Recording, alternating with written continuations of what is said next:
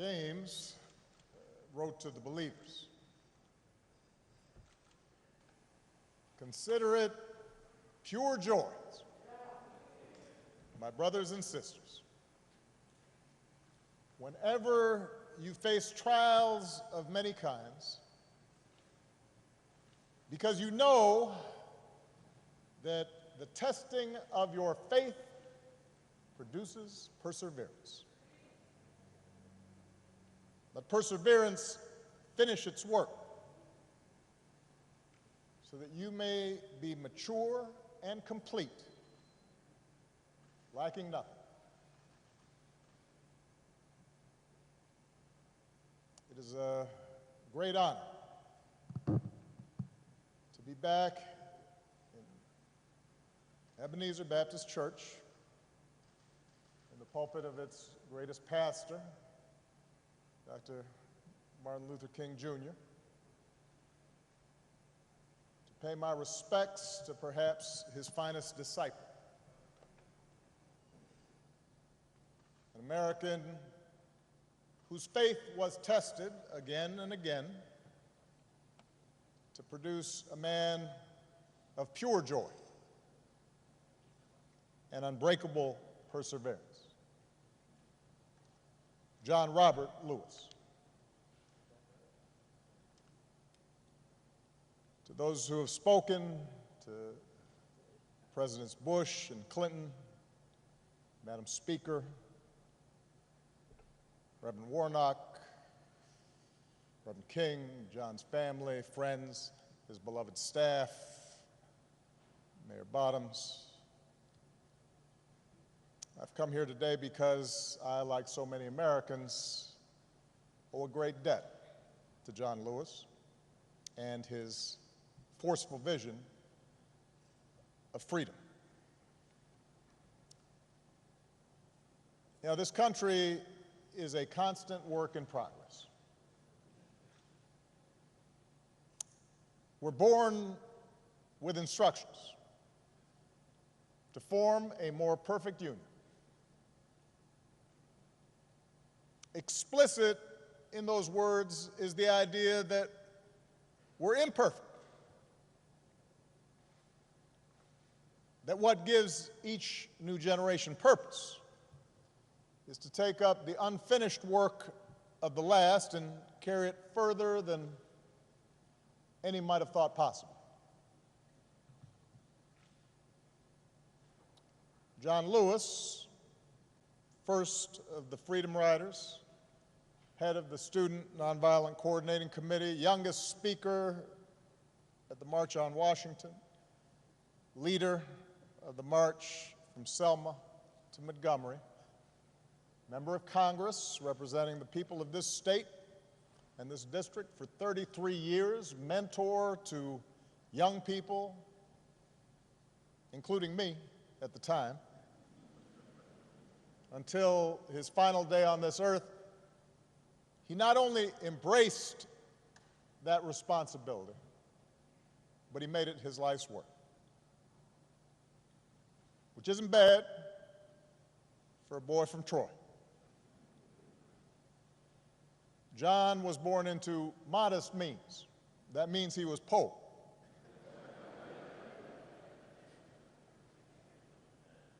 In the heart of the Jim Crow South, to parents who picked somebody else's cotton. Apparently, he didn't take to farm work. On days when he was supposed to help his brothers and sisters with their labor, he'd hide under the porch and make a break for the school bus when it showed up.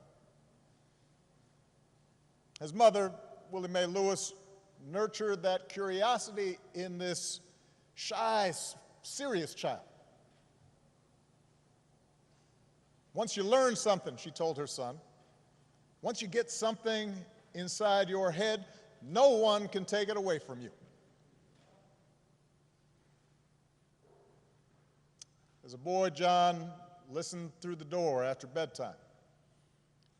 His father's friends complained about the Klan. One Sunday as a teenager, he heard Dr. King preach on the radio. As a college student in Tennessee, he signed up for Jim Lawson's workshops on the tactic of nonviolent civil disobedience. John Lewis was getting something inside his head, an idea he couldn't shake, took hold of him, that nonviolent resistance and civil disobedience were the means to change laws, but also change hearts and change minds and change nations and change the world. So he helped organize the Nashville campaign in 1960.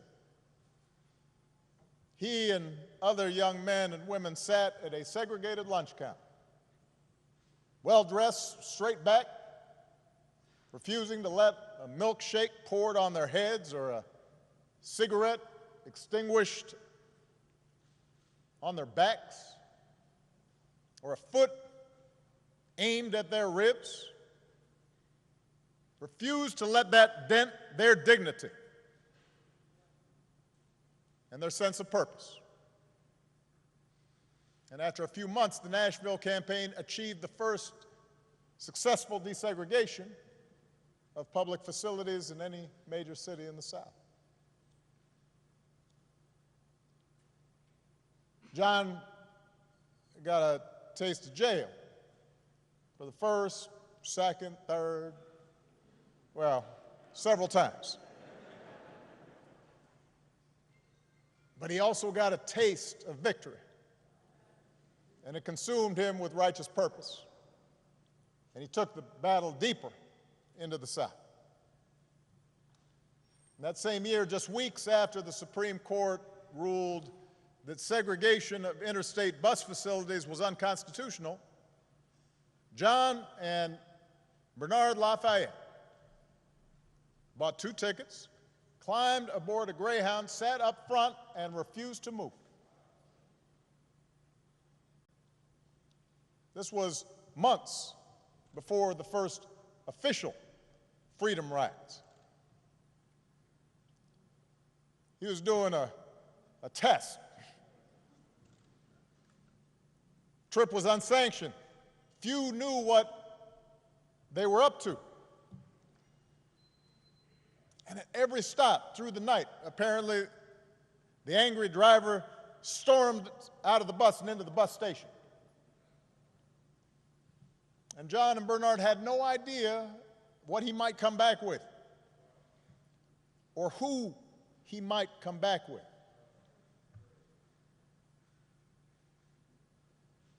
Nobody was there to protect them. There were no camera crews to record events.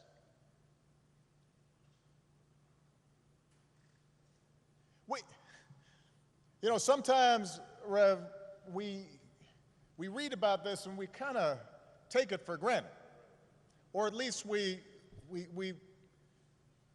act as if it was inevitable. Imagine the courage of 2 people Malia's age, younger than my oldest daughter, on their own, to challenge an entire infrastructure of oppression. John was only 20 years old, but he pushed all 20 of those years to the center of the table, betting everything, all of it, that his example could challenge centuries of convention and generations of brutal violence and countless daily indignities suffered by African Americans. Like John the Baptist preparing the way, like those Old Testament prophets speaking truth to kings. John Lewis did not hesitate, and he kept on getting on board buses and sitting at lunch counters, got his mugshot taken again and again, marched again and again on a mission to change America.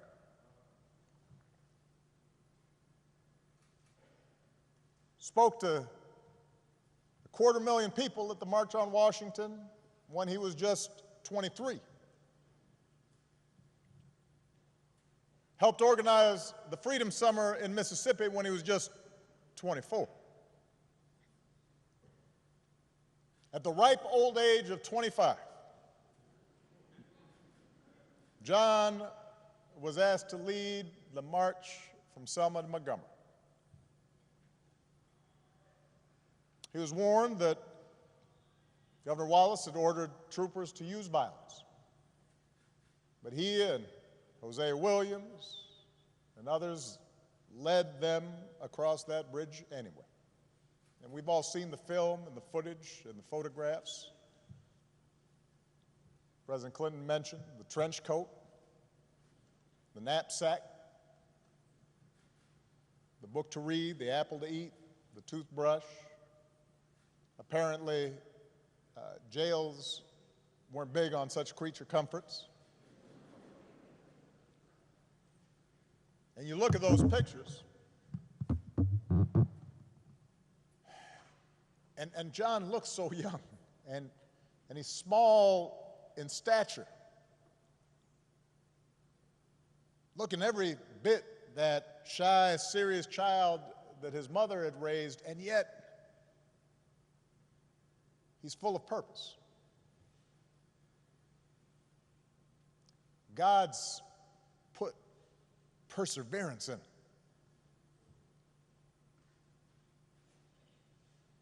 And we know what happened to the marchers that day. Their bones were cracked by billy clubs, their eyes and lungs choked with tear gas. They knelt to pray, which made their heads easier targets. And John was struck in the skull, and he thought he was going to die. Surrounded by the sight of young Americans gagging and bleeding and trampled. Victims in their own country of state-sponsored violence. And the thing is, I imagine initially that day, the troopers thought they'd won the battle.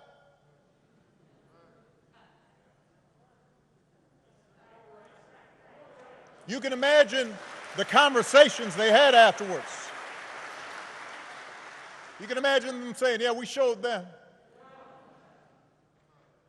They figured they'd turn the protesters back over the bridge, that they'd preserved a system that denied the basic humanity of their fellow citizens. Except this time there were some cameras there.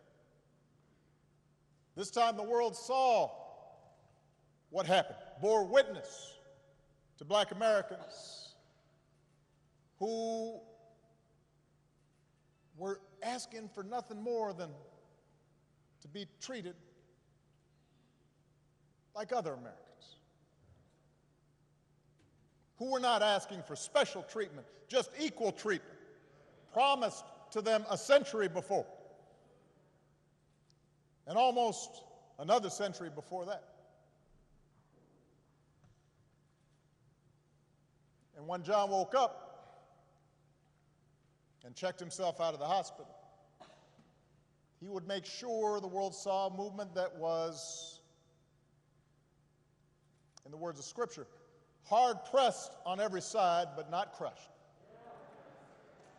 Perplexed, but not in despair. Persecuted, but not abandoned. Struck down, but not destroyed.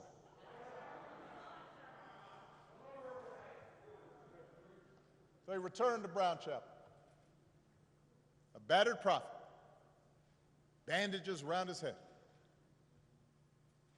And he said, more marchers will come now. And the people came. and the troopers parted, and the marchers reached Montgomery,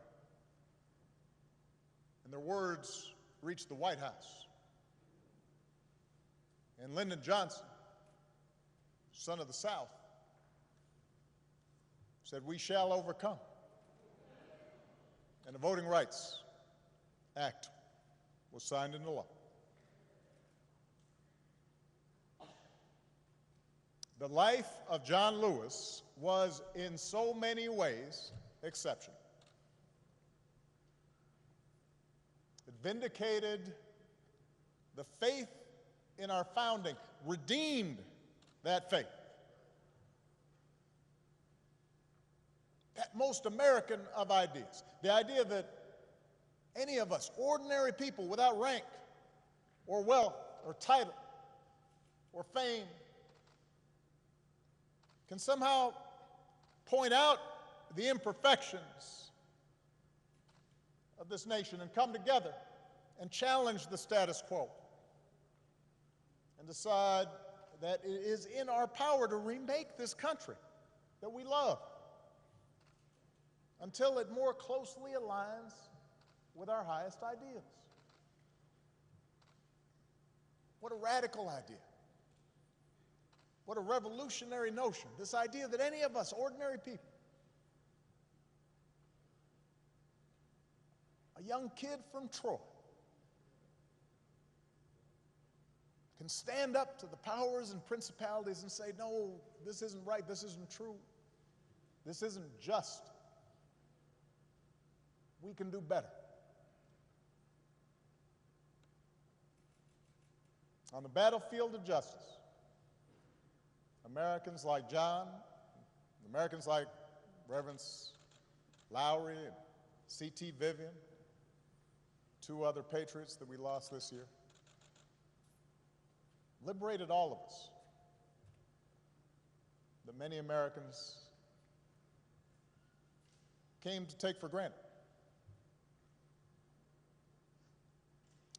America was built by people like that. America was built by John Lewis's.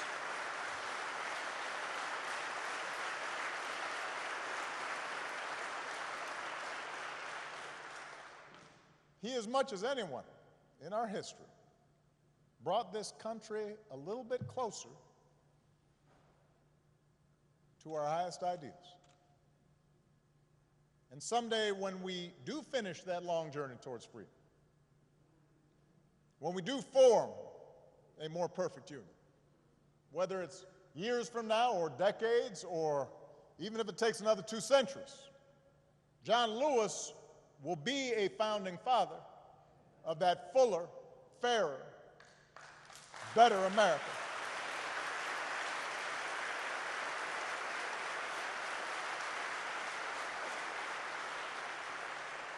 And yet, as exceptional as John was, here's the thing, John never believed that what he did was more than any citizen of this country can do.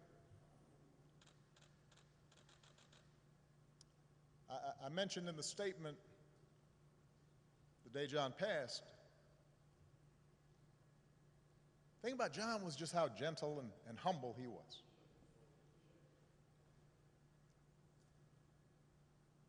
And despite this storied, remarkable career, he treated everyone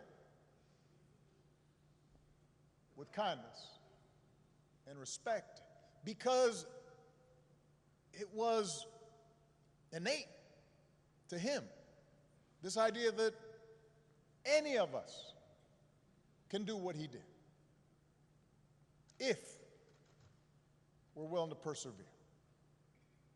He believed that in all of us there exists the capacity for great courage. That in all of us there's a longing to do what's right. That in all of us there's a willingness to love all people and to extend to them their God-given rights to dignity and respect.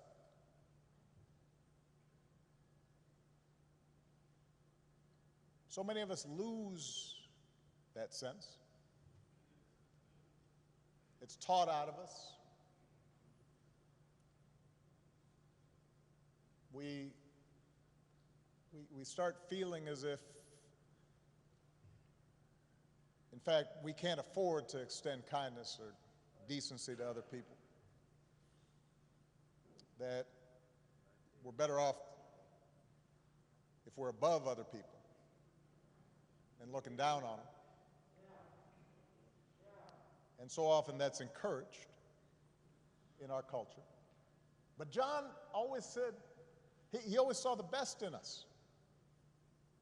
And he never gave up and never stopped speaking out because he saw the best in us. He believed in us even when we didn't believe in ourselves. And as a congressman, he didn't rest. He kept getting himself arrested. As an old man, he didn't sit out any fight. Sat in all night long on the floor of the United States Capitol. I know his staff was stressed.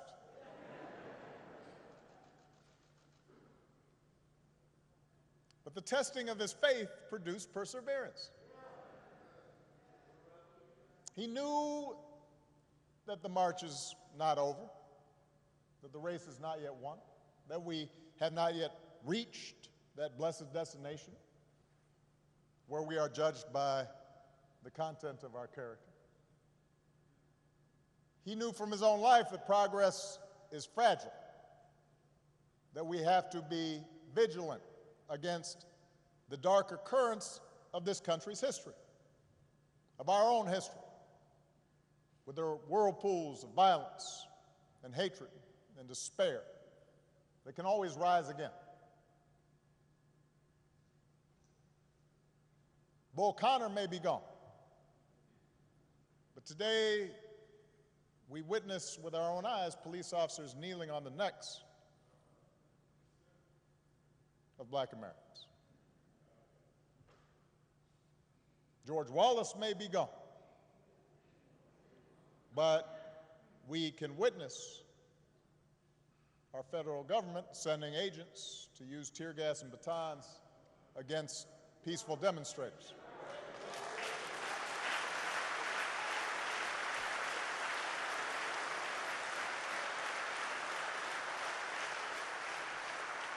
We may no longer have to guess the number of jelly beans in a jar in order to cast a ballot.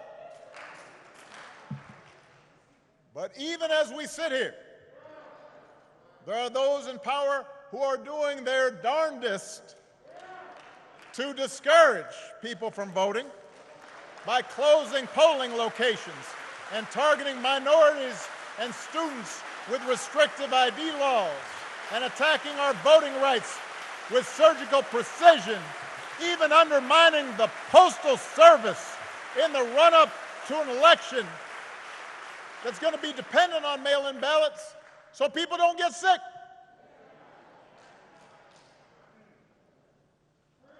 Now, I know this is a celebration of John's life. There are some who might say we shouldn't dwell on such things. But that's why I'm talking about it. John Lewis devoted his time on this earth fighting the very attacks on democracy and what's best in America that we're seeing circulate right now.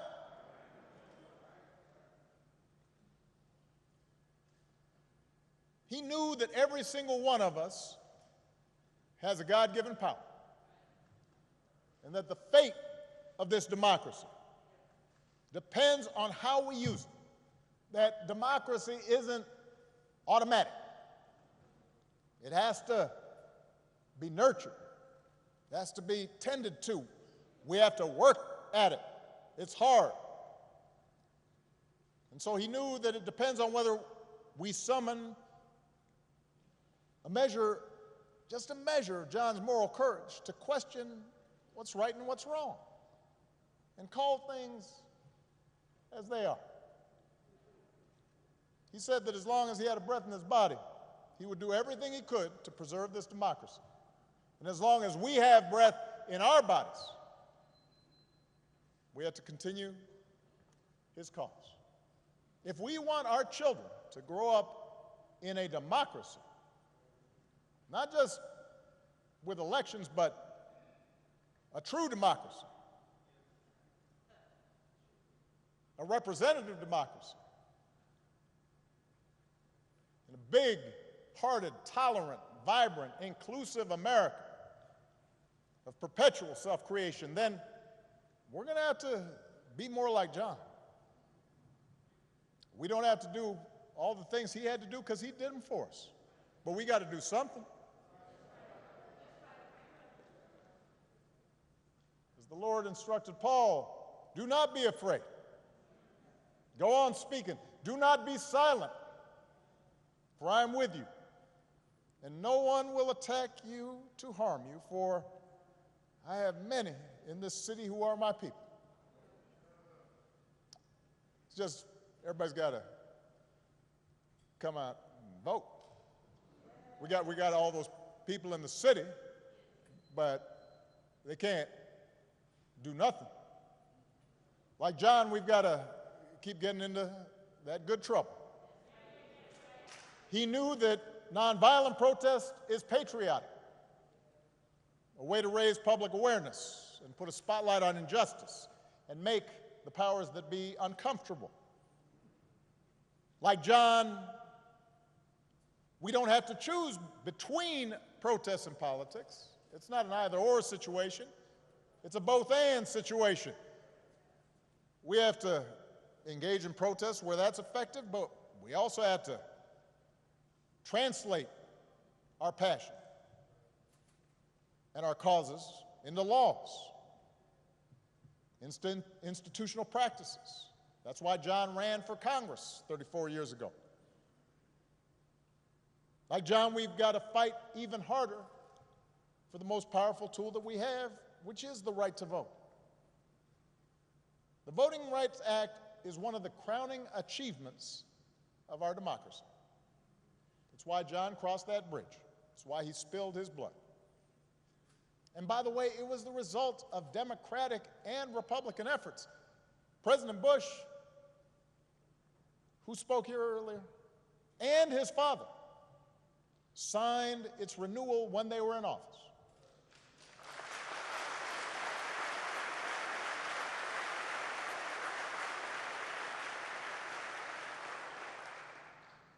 President Clinton didn't have to because it was the law when he arrived, so instead he made a law to make it easier for people to register to vote.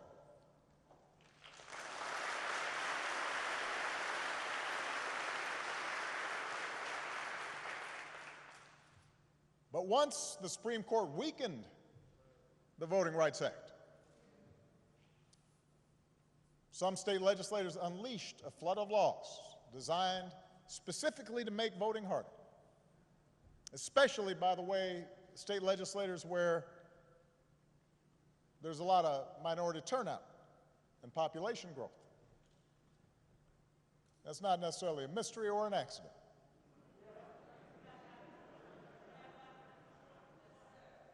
It was an attack on what John fought for. It was an attack on our democratic freedoms. And we should treat it as such. If politicians want to honor John, and I'm so grateful for the legacy and work of all the congressional leaders who are here, but there's a better way than a statement calling him a hero.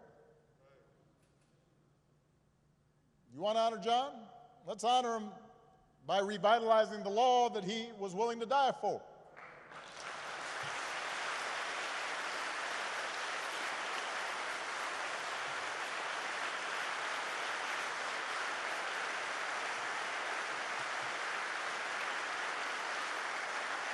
And by the way,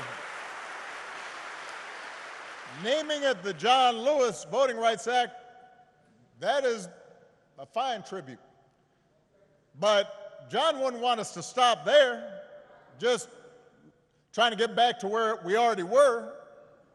Once we pass the John Lewis Voting Rights Act, we should keep marching to make it even better by making sure every American is automatically registered to vote, including former inmates who've earned their second chance. By adding polling places and expanding early voting and making Election Day a national holiday. So if you are somebody who's working in a factory, or you're a single mom who's got to go to her job and doesn't get time off, you can still cast your ballot by guaranteeing that every American citizen has equal representation in our government, including the American citizens who live in Washington, D.C. and in Puerto Rico. They're Americans.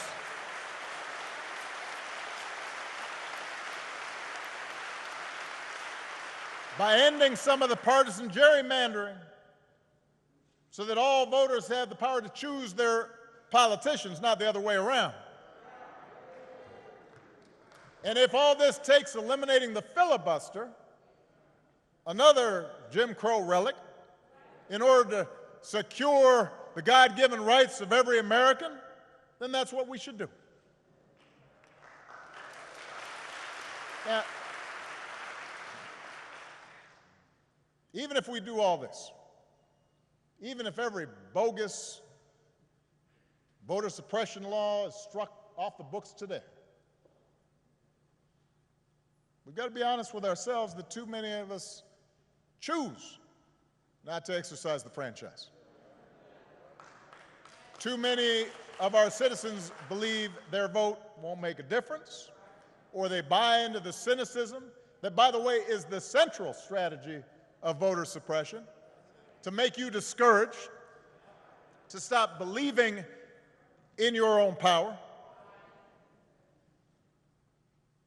So we're also going to have to remember what John said. If you don't do everything you can do to change things, then they will remain the same. You only pass this way once. You have to give it all you have. As long as young people are protesting in the streets, hoping real change takes hold, I'm hopeful, but we can't casually abandon them at the ballot box. Not when few elections have been as urgent on so many levels as this one. We can't treat voting as an errand to run if we have some time. We have to treat it as the most important action we can take on behalf of democracy. Like John, we have to give it all we have.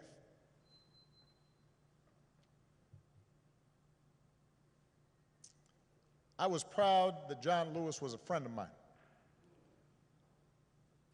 I met him when I was in law school. He came to speak. And I went up and I said, "Mr. Lewis, you are one of my heroes.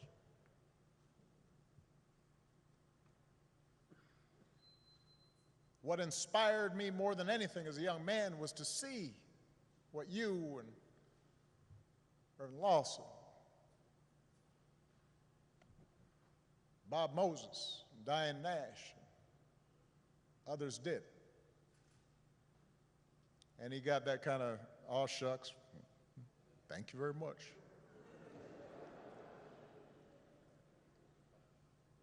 Next time I saw him, I'd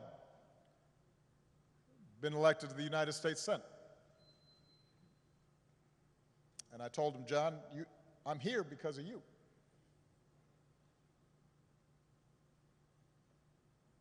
And on Inauguration Day in 2009, he was one of the first people I greeted and hugged on that stand. And I told him, "This is your day too." He was a good and kind and gentle man. and he believed in us, even when we don't believe in ourselves. And it's fitting that the last time John and I shared a public forum was on Zoom. And I'm pretty sure neither he nor I set up the Zoom call because we didn't know how to work it. There's a virtual town hall with a gathering of young activists who had been helping to lead this summer's demonstrations in the wake of George Floyd's death. And afterwards, I spoke to John privately, and he could not have been prouder to see this new generation of activists standing up for freedom and equality, a new generation that was intent on voting and protecting the right to vote. In some cases, a new generation running for political office. And I told him, all those young people, John, of every race and every religion, from every background and gender and sexual orientation, John, those are your children. They learned from your example, even if they didn't always know it. They had understood through him what American citizenship requires, even if they'd only heard about his courage through the history books. By the thousands, faceless, anonymous, relentless young people, black and white, have taken our whole nation back to those great wells of democracy which were dug deep by the founding fathers in the formulation of the Constitution and the Declaration of Independence. Dr. King said that in the 1960s, and it came true again this summer. We see it outside our windows in big cities and rural towns, in men and women, young and old, straight Americans and LGBTQ Americans, blacks who long for equal treatment, and whites who can no longer accept freedom for themselves while witnessing the subjugation of their fellow Americans.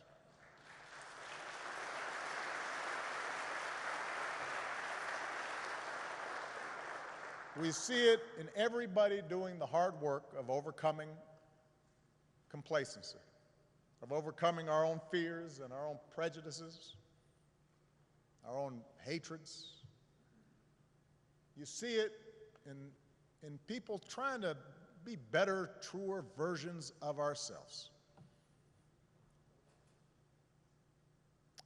And that's what John Lewis teaches us. That's where real courage comes from, not from turning on each other, but by turning towards one another, not by sowing hatred and division, but by spreading love and truth, not by avoiding our responsibilities to create a better America and a better world, but by embracing those responsibilities with joy and perseverance, and discovering that in our beloved community, we do not walk alone. What a gift John Lewis was. We are all so lucky to have had him walk with us for a while and show us the way. God bless you all. God bless America. God bless this gentle soul who pulled it closer to its promise. Thank you very much.